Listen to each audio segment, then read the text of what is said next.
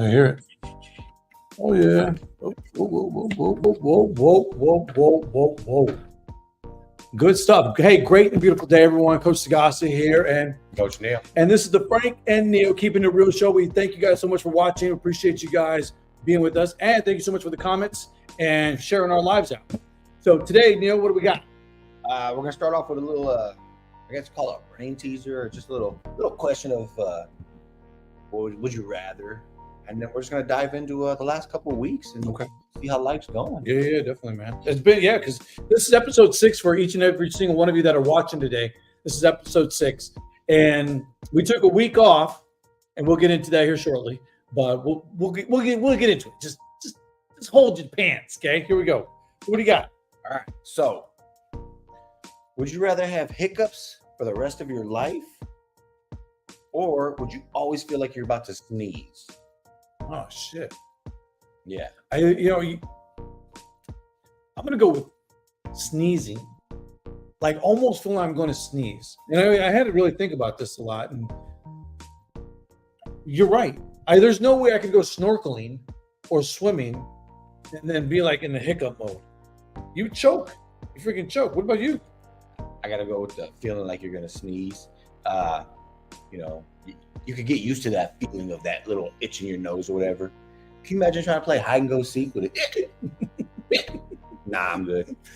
Betty, like I said earlier, what if somebody like you were in a robbery and you're at the grocery store and you're hiding, and you bound you sucker, get out of the freezer. He gonna look at.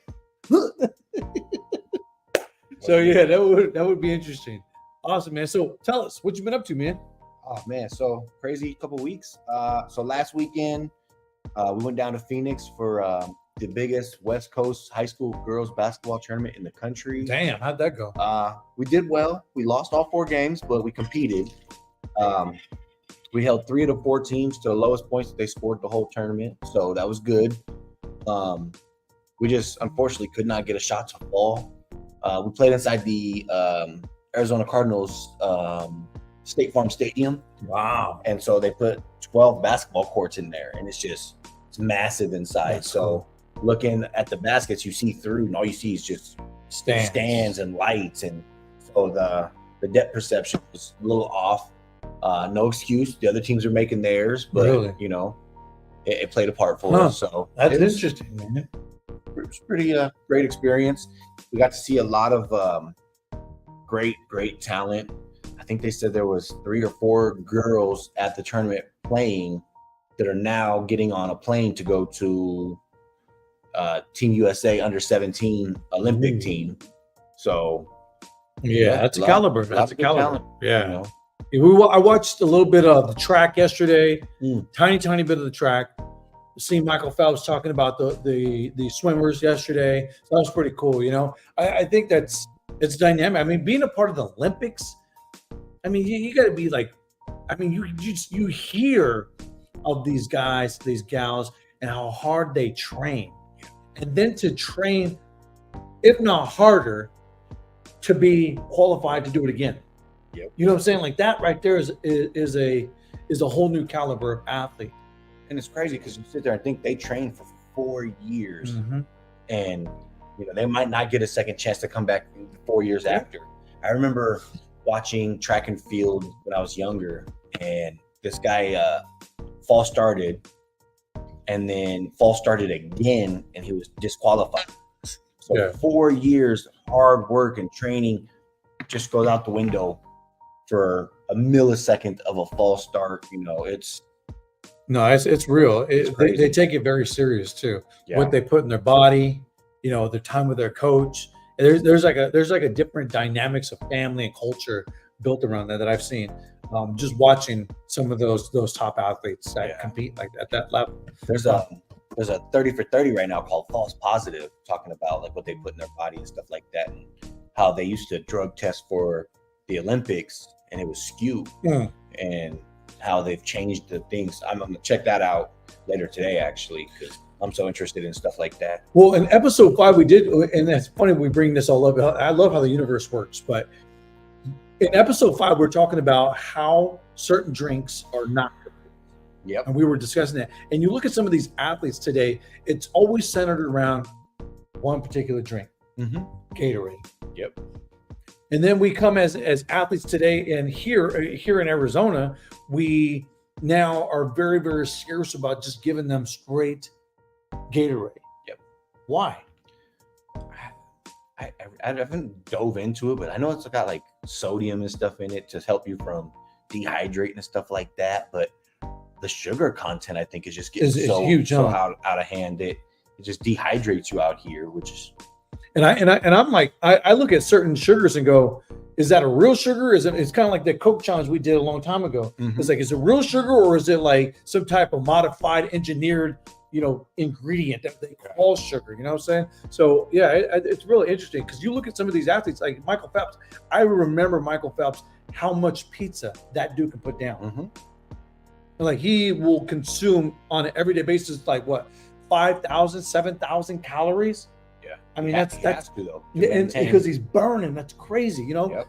And you look at some of these athletes that are doing these dives. I was watching yesterday. I'm just like, at the same time as I'm watching them do their dives, I'm thinking, damn, you're skinny as can be, and I can only imagine what you're consuming.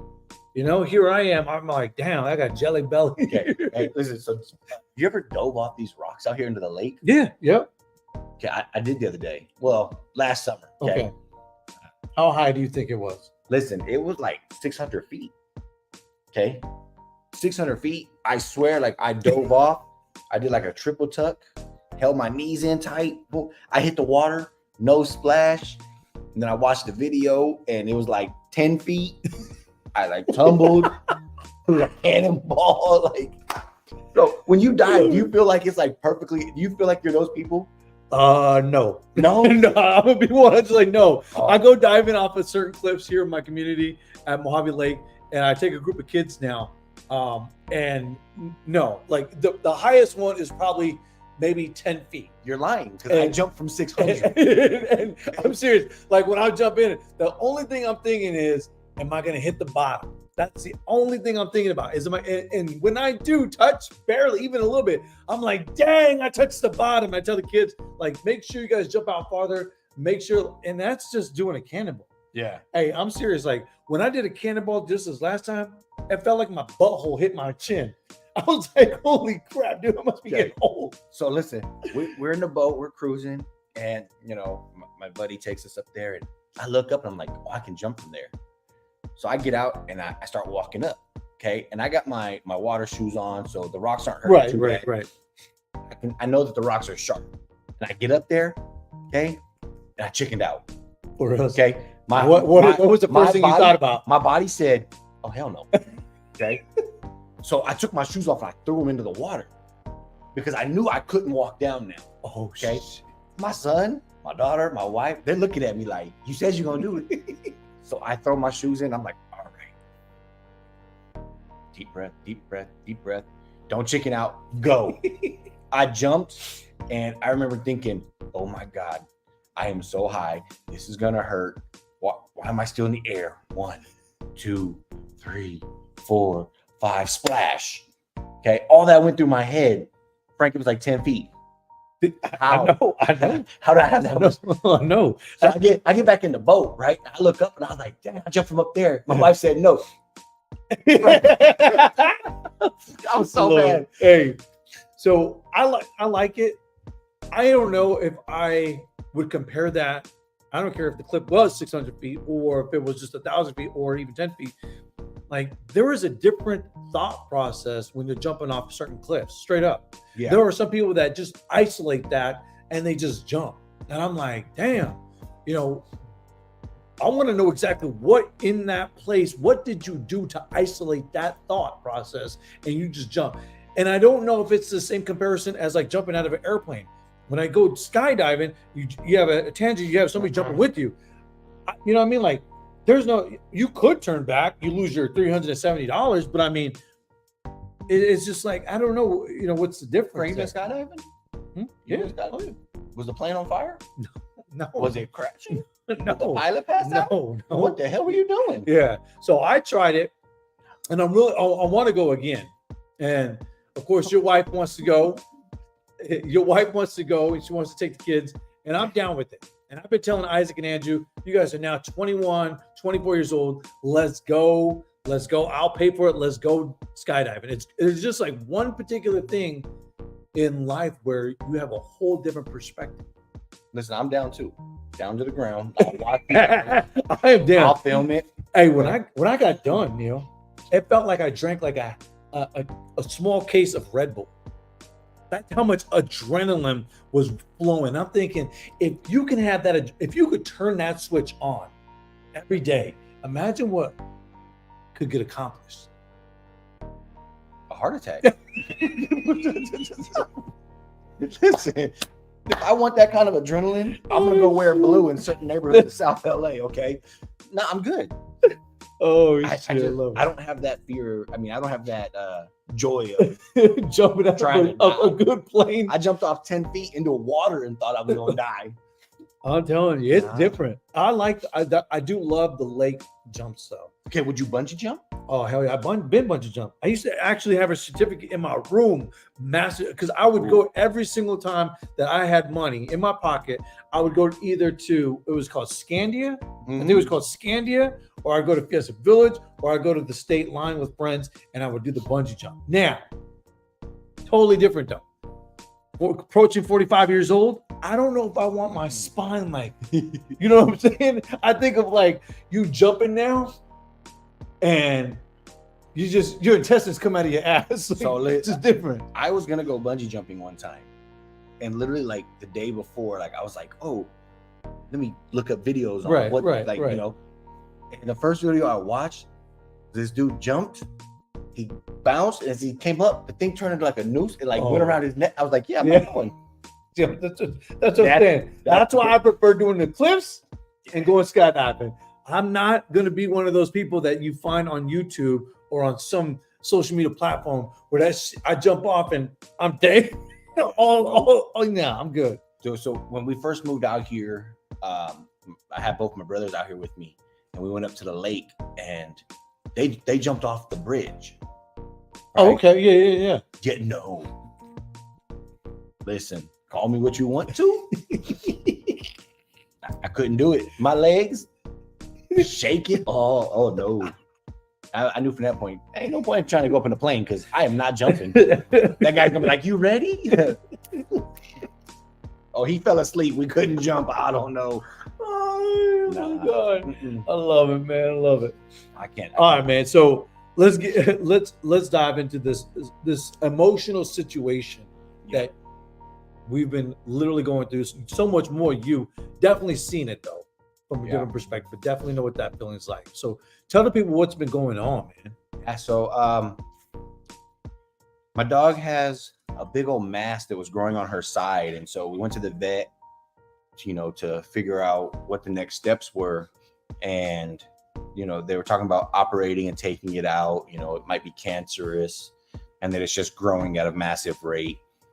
And so we talked to the vet, and she pretty much said that even if we remove it, there's a chance that it could grow back, and in 2 weeks it could be back again. And I asked the vet, does that take away her pain? And the vet said, no, this is just cosmetic. Her arthritis and stuff is already set in. There's, we can give her medicine to deal with it and stuff like that.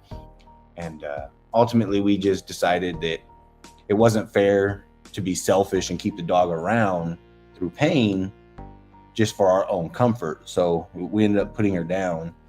And when I tell you that was the hardest thing I've ever had to do, I thought I would handle it, like a champ, but you don't realize how much you love your dog until that time comes. Yeah.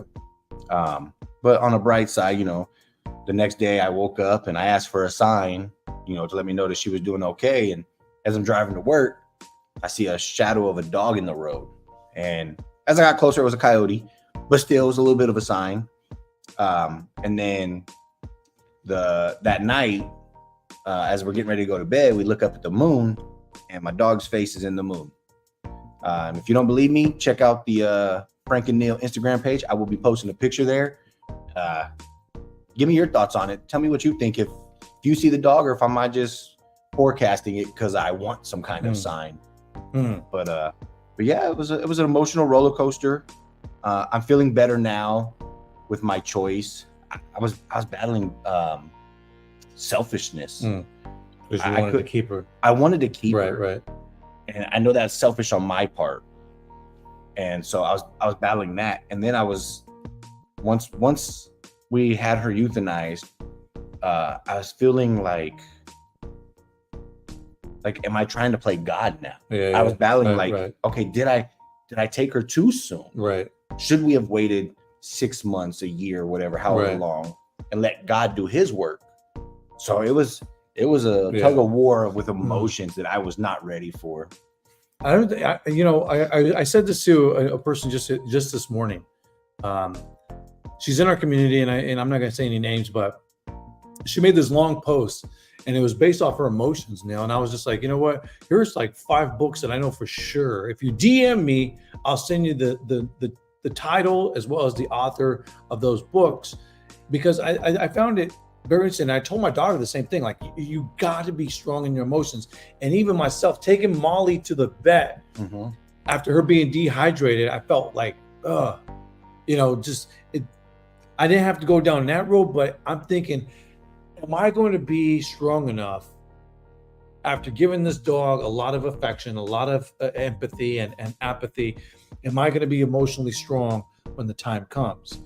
And I don't know, man. Like, you pour a lot of time, energy, memories, all these things into an animal. Yeah. And when you lose that animal, it's like a piece of you is now missing. Yeah. And that's kind of where I'm like at. Like, should all humans prepare emotionally for those moments? And if so, how the hell do you combat that? I mean, because you could read all the books in the world, you could attend all these seminars on the world, you could have flipping Tony Robbins on a dial, of speed dial. At the end of the day, you are you. Like, how do we combat that? So, I mean, I don't know what that road's going to look like, Neil, but I know that it will come, and I think that's kind of like. It's hard for me because I've had her since the day she was born. Yeah. So my dog, my mom's dog, unfortunately we left them together. That was not smart. They made puppies. Right. And my dog ended up leaving. He was given to somebody. That's a whole nother topic. Mm-hmm. But so I had Diamond from the day she was born for the last 13 years, outside of the time that she went and took care of my daughter. Right. So when Tori moved to Phoenix to go to school and stuff, I knew that Diamond would keep her safe, keep her company, keep her sane. So, we asked Tori to take her down there because Tori was looking to get a dog anyways. Exactly. And, Diamond did what she was supposed to. She was there for Tori and whatnot. And then a month ago, we brought her back, and it was almost like she knew, like, hey, I've done what I was put here to do. And she started slowing down. So it was difficult. I thought I was ready to make that decision.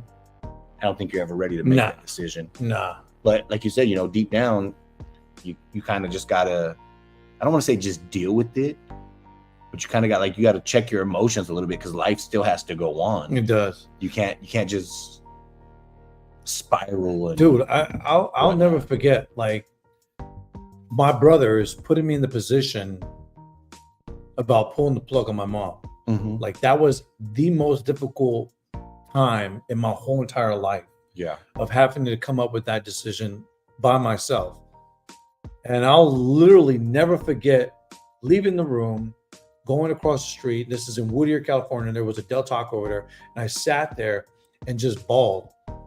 And finally came to, with the support of my wife, walked back over and gave the doctor the okay. And I couldn't help but be angry at my sister because she wasn't present. I couldn't, I was angry at my brother, my other brother, God rest his soul, but I was angry with them because they weren't present. Like, I felt like would the decision have changed if those two would have been there? You know what I'm saying? Like, would my mom have lived another 6 months, another 6 years? You know what I'm saying? 3 years, 3 months. You know what I mean? I was like, if for a whole year, I was living with a little depression. And I say little because I think there's a major difference between being fully depressed isolate yourself from everything versus semi-depressed where you still have obligations, you still have responsibilities, you still have kids. So I was still there though, but I could still feel that funk. So did you feel like the same way? Like did I make the wrong decision? I did for a long time, dude. Yeah. For a long time, I was thinking that I made the wrongest decision in telling that doctor, okay, my mom pulled the plug. At 67 years old, 68 years old, like, to me, I still think that people still have a lot of life. And you can change your health habits based on good a good discipline, basically. Good discipline, but also good support. You could change your health habits. Change your diet, change your exercise routines. I think anything's possible when it comes to that. And I believe, again, for a long time, I was living with that for too long. I just had to let go. I literally had to let go. And then watching, death become more in 1 year, it was literally at almost every single month, at least every other month, we had a death in the family, whether it was my side or Sarah's side. It was just like, what the hell? How does this happen? Yeah, when it happens, it seems like it snowballs. Oh my God. What they say, what is it? It's in threes with like celebrities and stuff like that. Yeah. So it was crazy, man. So I definitely say for me, it was finding a right support system. Yeah. Finding outlets, whether it was, whether it was sports, whether it was coaching, whether it was diving into different journals or different books. Like I started finding just different ways to move some of that. And I'm wondering if that same kind of caliber will be needed in the time where I have to put down Molly. You know what I'm saying? Will I have to go back to that area? I don't know. You know what I'm saying? I don't know. It's going to be interesting though. This just probably doesn't happen anytime soon. For real, knock on wood, straight up. We got a little scared though, because you said you had to take her to the vet. I had to take her to the vet, and so she was dehydrated. She had this pancreatitis disease, and now she's getting meds and stuff like that. But I was just like 3 years old. We got this dog. We got Molly for Delina, and she became my dog. Like that dog does not. If you guys have a golden doodle, you know exactly what I'm talking about. They do not leave your sight. Like I should have named her Shadow. But her name's Molly, but she goes everywhere I go. Everything, and it doesn't matter if I'm taking a shower. She sleeps right there on the carpet. If I'm taking a shit, she's right there. Nose the door open. Yeah, dude, it's crazy. I've sent you guys videos. I'm like, it's crazy, but not a you shit. Not that kind of video. No, but like dogs, I've sent Neil and I send a lot of people, just my small circle. I send them videos, and some of them are comical, but a lot of them have to do with dogs because they have dogs, we have dogs, we're dog lovers, and it's interesting. No disrespect for anybody who has a cat. Hey, some cats are cool as hell. I had a cat. Listen, hey, it's called keeping it real. I don't like cats, but that's not true. Okay, there's these house cats that are like giants. Those are pretty cool. I love tigers. I love lions, cheetahs. Yeah. But man, house cats are. I like seeing those videos of cats that do some assholes. If you got a cat, let's be real. Tell me, is your cat an asshole? Okay. Okay. So growing up, my cousin had this cat. Oh my God. I want to say the cat's name was Beast or something, which should tell you right there. Okay. So when we were kids, what we'd do is we would roll our socks up into a ball. Yeah. Turn the lights out and we'd throw it. The cat could still see this and think it was a mouse.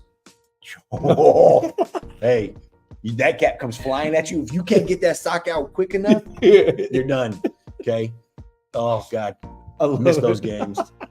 Yeah, so it's pretty cool. So I don't do cats. I think animals do play a very significant part in our growth as human beings. I really do. I really believe that more now that I have Molly and just seeing that. Dude, I ever tell you about what happened to my ferret growing up? Okay, so I had a ferret. For anybody who has a ferret, you guys know that they get into almost anything. They just get into things. They're conniving. Anyways, my mom put him out. Okay, I'm gonna look real stupid right now, but a ferret is kind of like that long. Yes. Big, okay. Yes. Just making sure. So because now ferrets and weasels, different, totally different. They're completely different, right? Yes. Okay. So I had a ferret, had him in a cage. I went to school. I came home. His ass was frozen. It was cold, absolutely cold. My mom left him outside, and he froze to death. So, me being in elementary, I thought, well, maybe it's just he just needs some warmth. I remember putting down the oven door turn it on the oven, thinking that his ass would defrost and come back to life. Boy, was I wrong. Yeah. I was another part of my devastating moment, man. I was like, wow, James is gone. Okay, so growing up, talking about pets going on and stuff like that. I remember I had an iguana. Okay, and he was like in this like nice cage. I came home one day, he was gone. Okay, now mind you, the cage is wire, like metal. Right. My mom's like, he chewed through the cage and got out. Right now that I'm older, it just clicked like that didn't happen. Like, Mom, I know you're watching. We're gonna have a conversation right now. Or did you ever get your goldfish ran away? Yeah. He grew legs and took off. Yeah, thinking back. Oh man. No, I used to think that it was cool to pet your goldfish.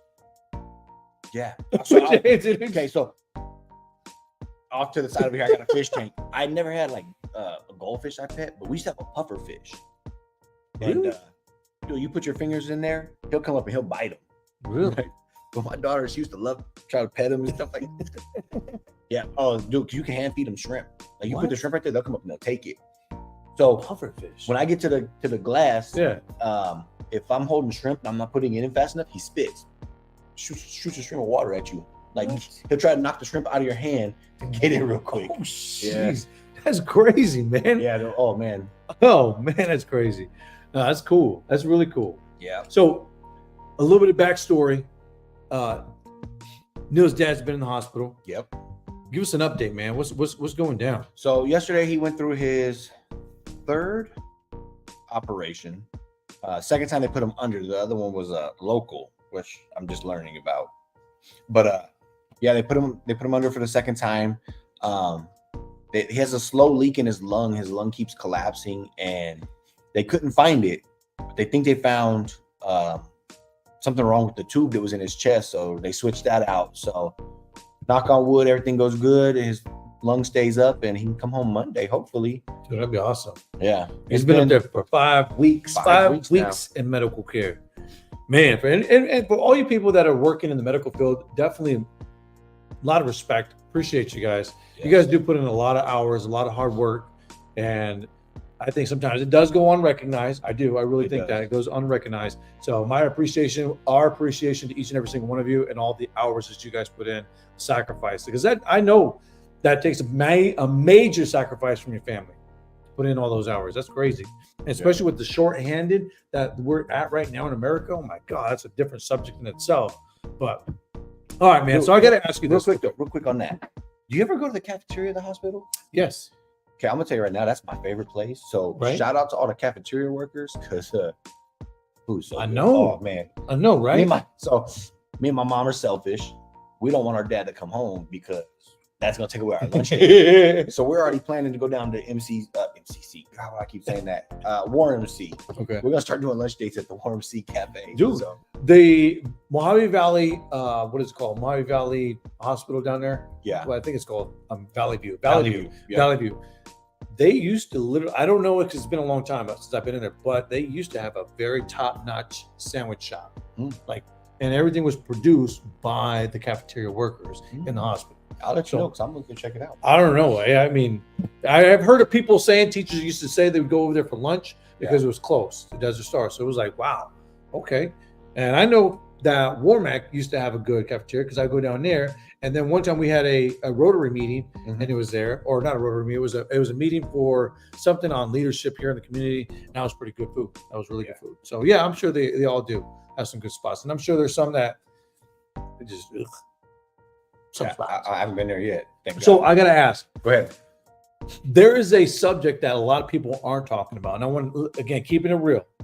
In this subject, going back to the Olympics, okay, I have to ask. Yep. What are your thoughts? Because you're coaching now, and I want to know, what are your genuine thoughts when it comes to males in female sports? Should never happen. Listen, there's a guy that just won a track meet as a woman, and his time would have been 2 seconds behind last place in the men's race. There is a big difference in male and female athletes, and if you're born biologically a male, you should have to perform with the males. Yeah. That's just, I have a daughter. I coach young ladies. I love where the women's sports going, especially with the WNBA right now, getting great viewership. We don't need to throw men into that. Like they have the NBA, they have the men's leagues, they have Title IX was for the women. Like, don't sit here and tell me that a man can just be a woman tomorrow. Okay, I love my wife. I love everything she does. I love my mom. Right. They work very hard at everything they do. We don't need someone coming in and just be telling them how to do their job. Like, so we don't need a trans league. Now, I'm okay with a trans league. If they all, if you want to start a trans league, by all means, do it. I'm not saying that trans athletes shouldn't be allowed to play sports. Right. I'm all for them playing sports, either in their only league, right, where they know what they're going up against, right, or they stick to their biological. If a man wants to play in the WNBA, okay, and every lady in the WNBA said, "Hey, we're okay with it." Okay, they've agreed to that. But then you start to think about how many of them being forced to do that. Because now they're going to be looked at. Oh, you're the one girl that didn't. Right. So I just say, like, hey, if you want to have a trans league, that might be better. Go all for it. Right. I mean, I don't believe that men should have a competitive advantage by going to a women's league. Yeah, I agree. I mean, if tomorrow LeBron James or freaking Kyrie Irving or Luka Doncic decide, hey, you know what? I'm going to go in transition and I'm going to take over the WNBA. Damn. Like, could you imagine? Like, no, that'd be crazy. I'm not going to lie. This WNBA, these girls are amazing. I could not go and compete with them. I know I could not. Okay, but an NBA player has a slight advantage going into a women's league. I get it. I mean, what was it? Team USA women's soccer. Yep. A few years back had a friendly with like some 14-year-old boys, and they lost like 7-0. Like, there is a big gap. I don't think that the best WNBA players could compete in the NBA at the same level and caliber. I like that. Could they make a team? Yeah. Yeah. There are a few girls that could make a team, but I don't know that they'd be top notch starting on any. Well, I got to say, man, like, we have gone up as men. We have gone up a notch in society. Yep. I mean, big time. And when a man can dress up as a woman and win Miss Maryland, damn, that's a different caliber of man right there. Yes. I think that's crazy, man. How do how is that, going back to what you said, biologically, you were born with those parts and you're now competing against women. I think it's crazy. You should have your own Miss Trans League. Yeah. You know what I'm saying? Like, that way you're not taking away from actual females. Okay, having a daughter, okay, it upsets me that this guy is gonna go put on all this makeup. Yeah. This big old crazy hair, walk around extra, and tell my daughter this is how to be a woman. Damn. Yeah. Because that's not how I've never seen a woman act like that. Right. My wife has never acted like that. My mother has never acted like that. Your wife, your daughter, my daughter. That is not how a woman walks around. So why is it that we do that? Let me ask you a question. Okay. Me as a white man in this country, if I go paint my face black and act like a black person, what is it called? Blackface. Very, very frowned upon. Okay. So why is it that if a man goes and paints his face, acts like a certain thing that he's not, it's not called, it's praised. Yeah. Well, back in the day, you remember we used to call people posers? Posers, yeah. Don't be a poser, right? That's what we used to say. It was a slang. And I think that still applies today. I don't want to be overly offensive to anybody that's watching, but I think that having a league, having separation, if we're going to allow it and we're going to come to terms, then yes, there has to be a sense of logic and rationality that, hey, there has to be an actual section for this. Mm-hmm. Kind of like everything else. There's a section for tires, there's a section for batteries, a section for clothes, there's a section for everything. So why not have its own section where they compete against other, Yeah, whatever. and you're competing against your peers at that point. Right. I'm okay with that. Yeah. Instead of forcing everybody to accept it. But I got. Since we're talking a little bit about sports to some degree, what do you think about the disrespect that's happening with Clark, Caitlin Clark? So I can see both sides. Do I think she's ready to compete at that level? I do. Yeah. Do I think she's ready to compete on that team? I don't. So no Team USA? No, I would say right now no, because she doesn't have that bond with them, and team chemistry is everything. Right. Like I don't care how great you are, if you don't bond with that team, you don't have chemistry with that team, you're not going to be helping that team. Yeah. If she's on the team, let's just say they put her on, they take somebody else off. The other 11, I think it's 12 girls on the roster. Yep. So the other 11 are not going to be happy with her. Right. You took our friend out. She's not going to get past the ball. She's not going to get treated the same. It's the chemistry is not going to be there. So I don't think it's anything that's so much to do with talent that she's not there. I think it's a chemistry thing. And unfortunately, a lot of the girls, I don't know. I won't say it's jealousy. It could be. Yeah. But I think that they're trying to make her earn her way. Everybody's like, oh, like the freshman. Yeah. I mean, earn your way there. Yeah, Everybody's trying to say it's race, it's sexist. I did hear that. It could be. I don't know. But I look at like Michael Jordan in the 90s. He's getting elbowed to the head. Right, he's getting shoved to the ground. He's getting tackled. It's competitive. It is. Okay, women are competitive just like men. And hey, you're gonna showed up. You're gonna be crowned the greatest. Right. You're the GOAT already. Your rookie year. You're gonna earn it. Yeah. Like you're gonna get beat every time you come to this lane. I did read up that I guess apparently she's not going into the USA Olympics, she still gets the opportunity to go play for other countries. Yeah. I thought that was really interesting. And I told Sarah, I said, you know what, that's really good because it keeps her out of the funk, but it also keeps her body moving. She's not stagnant. She's not lazy. Nor do I think she's ever there. But I mean, I think the whole surrounding of race has to be thrown out. Yeah. That right there is what has divided our country so much by continuing to use that word.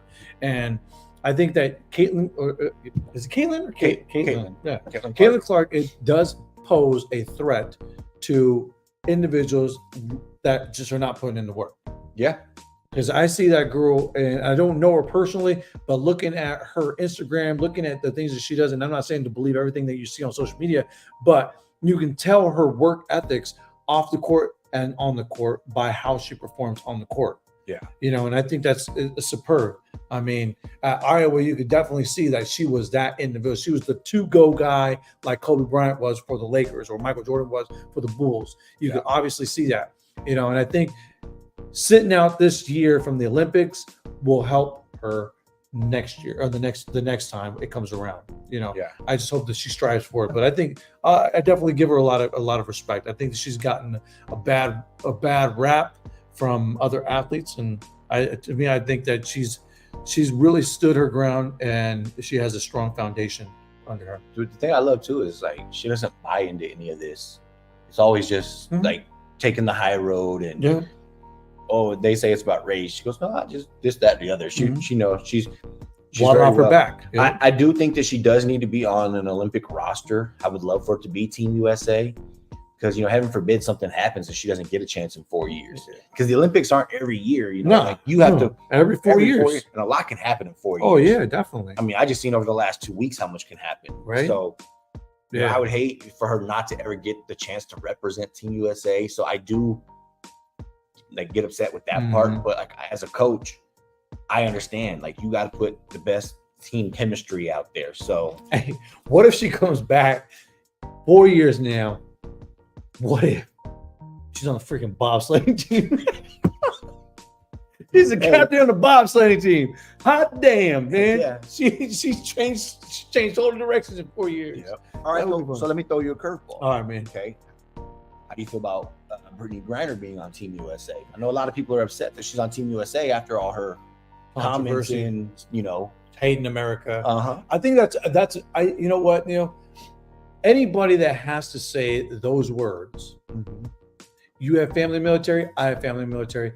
Saying those words, those feelings, those are, if they're based off emotion, whatever, I don't know. But I do know that if you're going to use those publicly, you should never be allowed to ever wear and support or to represent. Yeah, how are you going to represent something you don't like?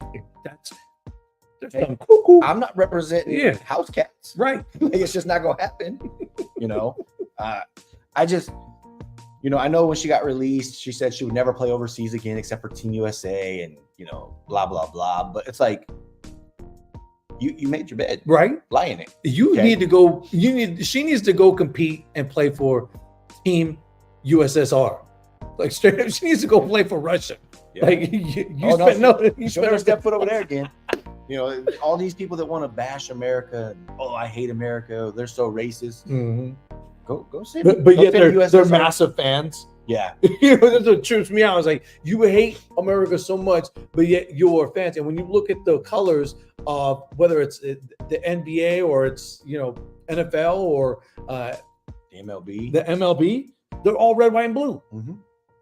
Like did you see that new that game that just came? What was it? Oh my God, they redid that field. The Negro League. I thought that was really cool. That was really cool. They spent a lot of money, a lot of time and energy redoing that field. Hopefully it stays like that, man. Hopefully. Yeah, they just MLB just incorporated adding all the Negro League records and everything to the rule or crazy. The hall and everything. So I love it, It's crazy though to think that it's taken that long though, you know what I mean? Yeah. I think that's just wild. But nonetheless, we're making progress. Good progress. And I think it was Frederick Douglass said, without struggle, there is no progress. You got to go through those struggles.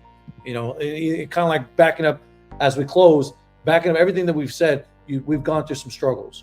Mm-hmm. And we're going to continue to go through struggles. And I believe that it sharpens us for the future. Yeah. Definitely. Awesome, man. Well, it's been a damn good show. Straight up. I enjoyed it. What about you? It was a good one. Yeah. Go Team USA. Awesome. Go Team USA. Definitely we'll be watching dominate these Olympics. Let's go. Let's go dominate Team USA. We out. Peace. Have a good one.